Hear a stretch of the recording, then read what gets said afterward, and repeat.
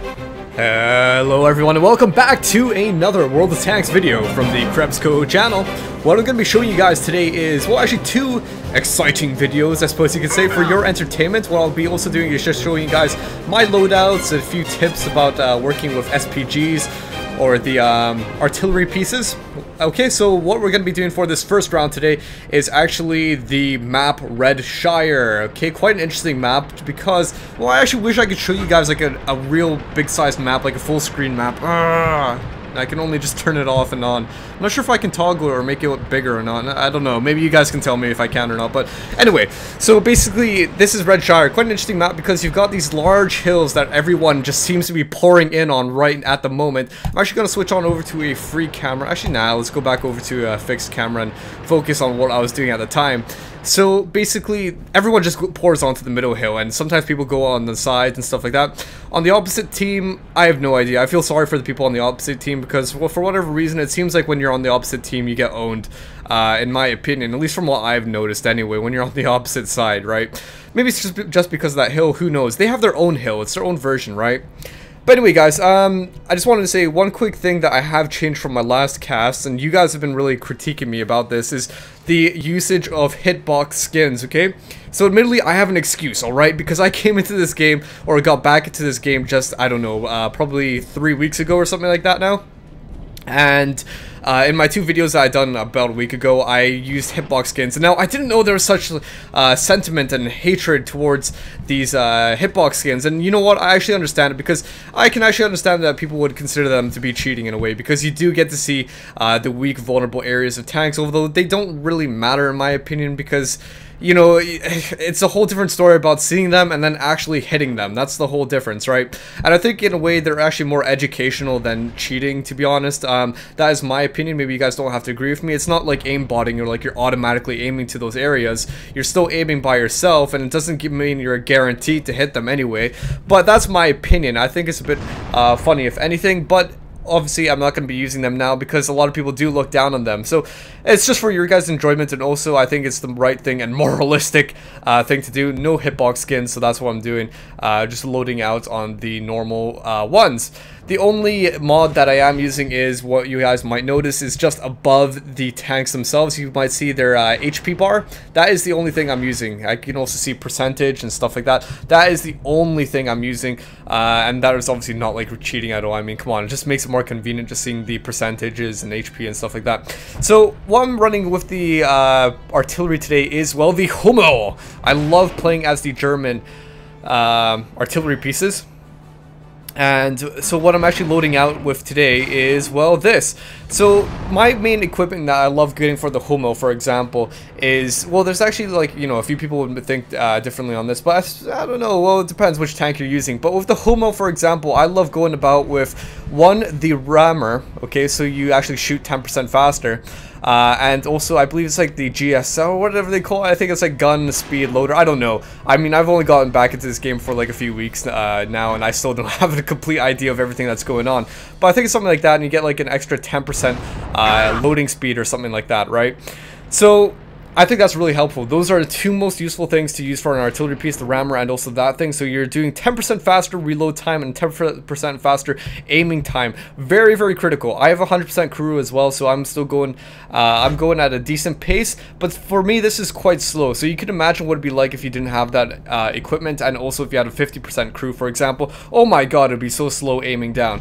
But still, otherwise, even having 100% crew and all that, it still goes quite slowly. So every shot matters. Now, the third thing is quite an interesting equipment choice, because what I was originally thinking was maybe I should go for the liners, whatever they are. You get like 15% extra less damage from being rammed or something like that, and I thought that sounded actually quite decent.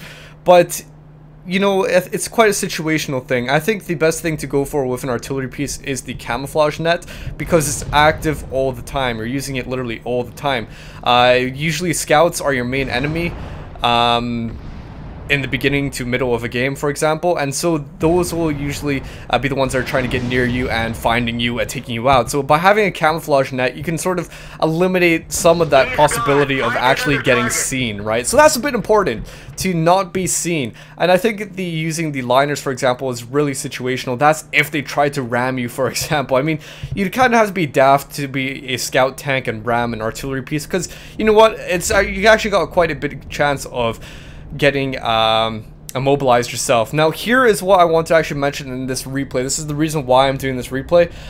It's to show you guys some techniques of playing as the artillery. Now my two main tanks that I run with is the KOHO as one of them, and the Jagdpanther as the other. I play some other ones as well, like some Panzers and stuff like that, the medium light tanks and stuff, but my main ones are the Jagdpanther and the KOHO.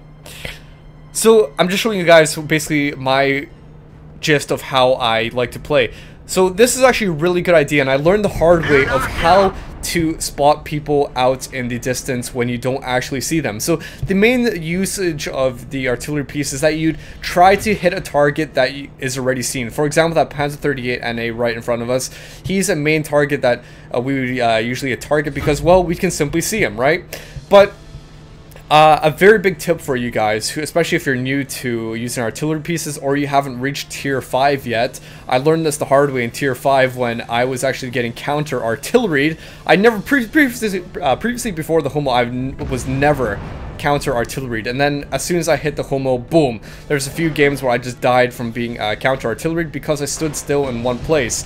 So a good idea to actually know where someone is, so for example artillery, is you learn the maps and where artillery or other pieces would normally go. So I know that those tanks usually like going on top of that hill. So what I'll do is actually look in that area, and sometimes you'll see a trail line where they shoot. Because when they shoot and they hit a tank, for example, on your team, or they almost hit one, they can reveal a line of fire, so to say. You know, that sort of smoke trail that comes behind a tank shell, for example.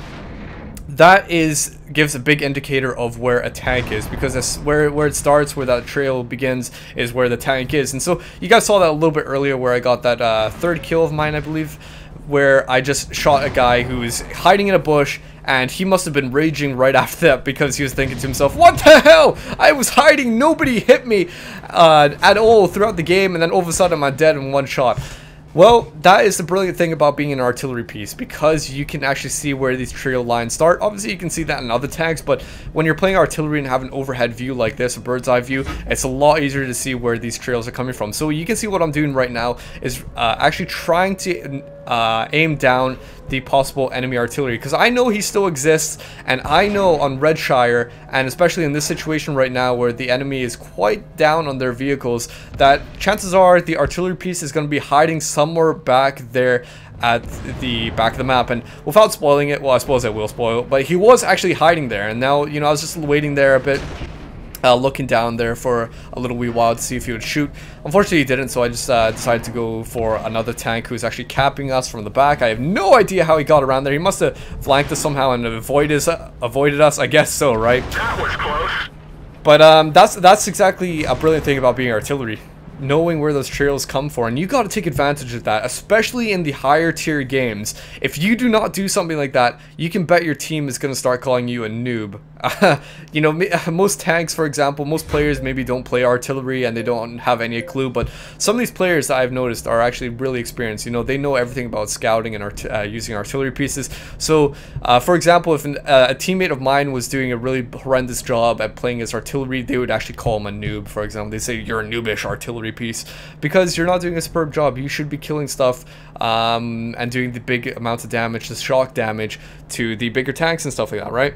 So there you go. So that artillery piece was hiding at the back of the map. So I have obviously a general idea of where it is, and that's a common place for artillery to go in Redshire on the right hand side anyway, or in the southeast corner.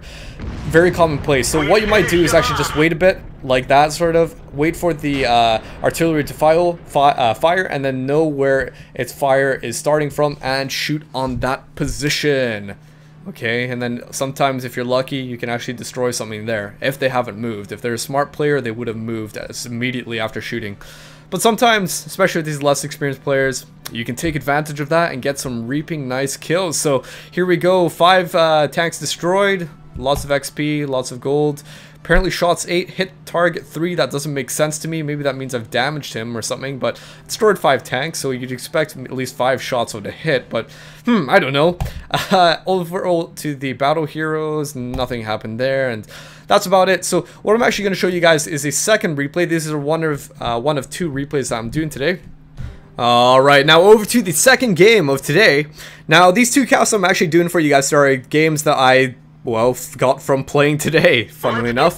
I suppose I could do other casts. I mean, I mentioned this in my previous cast that I actually have a whole bunch saved up to show you guys, but I don't know, to be honest, like, there's an update recently, and, you know, some things get changed. I suppose they're not big changes. To be honest, I probably could actually cast them, but, you know, to be on the safe side, I don't want there to be any, I don't know, unbalances or stuff like that that could ruin the replay. I don't want to have anything like that. So these are just fresh off the press, you could say, from games I played today.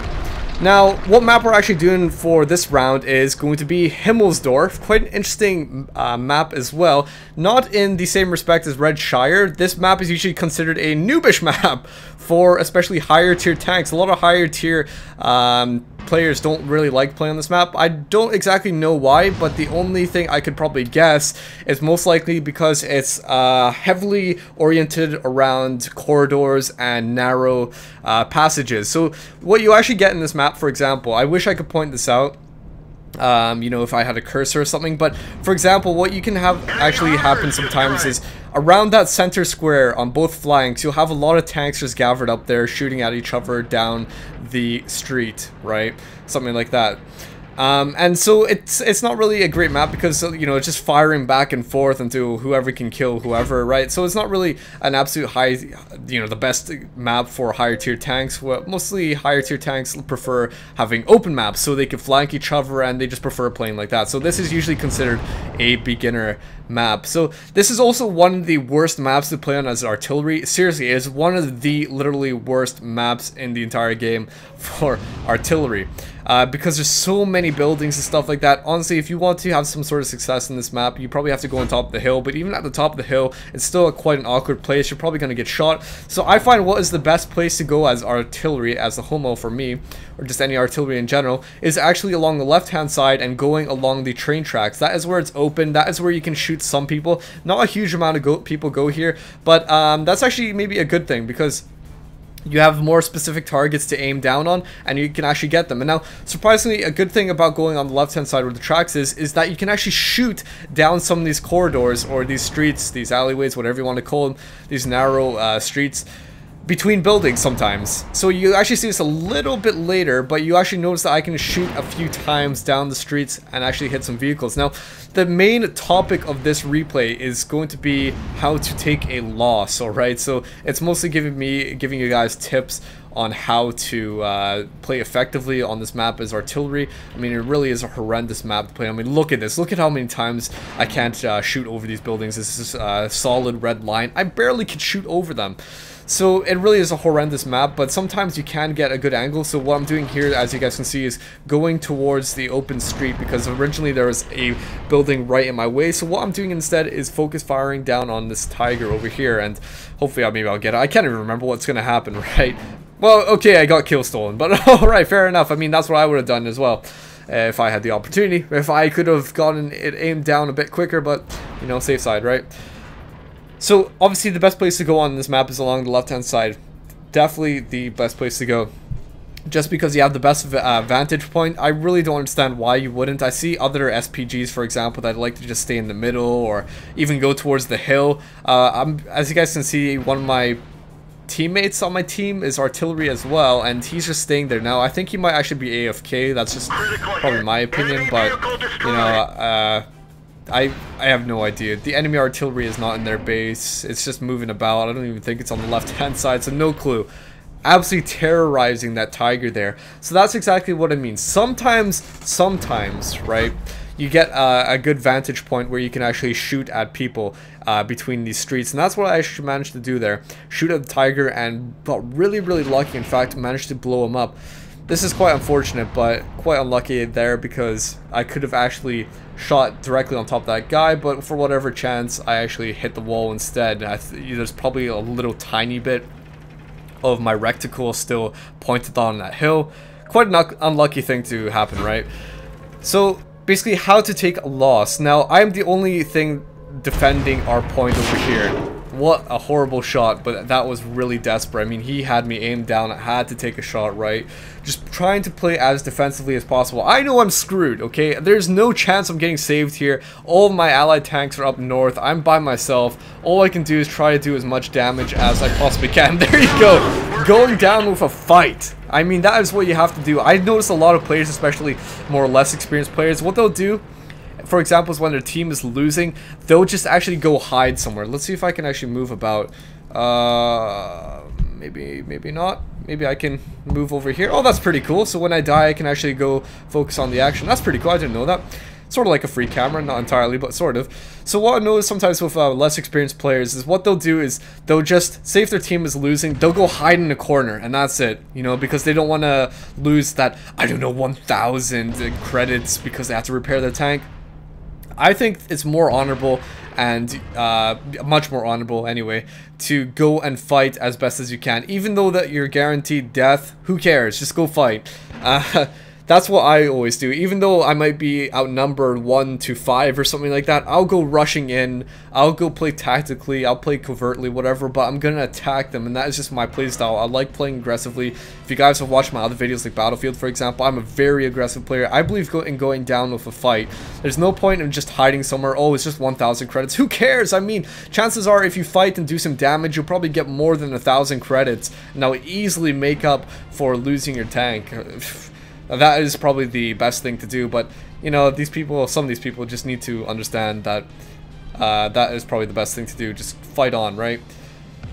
I remember actually playing this match, and I was getting really annoyed with this M682E1, this guy that I'm looking at right now. Oh damn, he's disappeared. I was getting really annoyed with him because he just couldn't focus on one tank. Why? He just kept on switching his turret around. He wasn't really going anywhere. I don't understand that. He could have backed into the alley a bit, get a more tactical position, and then he could have maybe survived a little bit longer. I mean, chances are he would have died, but then again, he was just really annoying me. Even though he got 3 kills, fair enough, but he was annoying me at the end because his turret just kept on moving around. He didn't know what to focus on. I think he has a really bad handle of being under pressure. So anyway, we lost that match, but it's okay. Look at this huge amount of experience and credits. Going down with a fight. Who cares if I lose my tank? Who cares if I lose my Homo? It's only, what, I don't know, 6,000 to repair, but I went down for a fight. I don't normally get this much credits when I win a game. Just put it like that. I don't normally get that much credits when I win a game, but still, just doing as much damage as I possibly can, and fighting as well as I possibly can. And there you go, getting the rewards of it, right? So anyway, guys, I hope you enjoyed these casts for today. If you guys want to send me in your replays, I'll be very keen on casting them. In fact, nobody's done it yet, so, you know, I'm hoping some people will do it because, you know, a lot of people do it with my other